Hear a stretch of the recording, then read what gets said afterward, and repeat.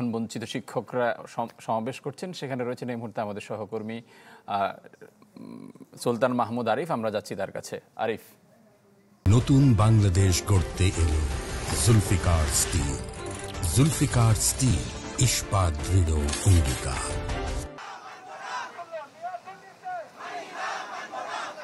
18তম শিক্ষক নিবন্ধনের চূড়ান্তভাবে উত্তীর্ণ এবং ষষ্ঠ গণবিজ্ঞপ্তি প্রকাশের দাবিতে শাহবাগে যারা ভুক্তভোগী রয়েছেন তারা একত্রিত হয়েছেন। দেখতে পাচ্ছেন যে বাইরে ঝুম বৃষ্টি হচ্ছে, বৃষ্টিকে উপেক্ষা করে তাদের এই অবস্থান। শাহবাগে তারা মহাসমাবেশ করছেন এবং তাদের যে দাবি, সেই দাবির মধ্যে অন্যতম দাবি হচ্ছে 31শে ডিসেম্বর 2025 সাল পর্যন্ত শূন্য পদ যুক্ত করে দ্রুত সময়ের মধ্যে বিশেষ বিজ্ঞপ্তি যেন দেয়।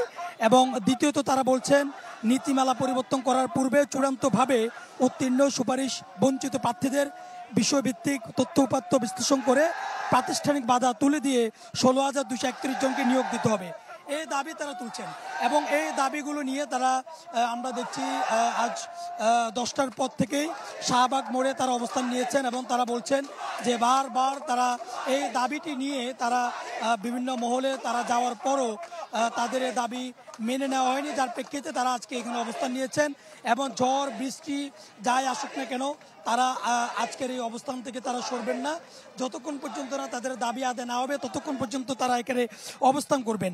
এবং তারা বলেন যে 1 লক্ষের বেশি পদের বিপরীতে মাত্র 41,627 জন প্রার্থী সুপারিশপ্রাপ্ত হয়, যেখানে আরও প্রায় 60,000 অধিক পদ শূন্য থাকা সত্ত্বেও 18তম শিক্ষক নিবন্ধন পরীক্ষায় 16,231 জন প্রার্থীর নিয়োগ বঞ্চিত করা হয়। সর্বোচ্চ মেধা ও যোগ্যতার প্রমাণ দিয়েও নিয়োগ না পাওয়া এই বিশাল সংখ্যক প্রার্থী এখন প্রচণ্ড হতাশায় ভুগছেন।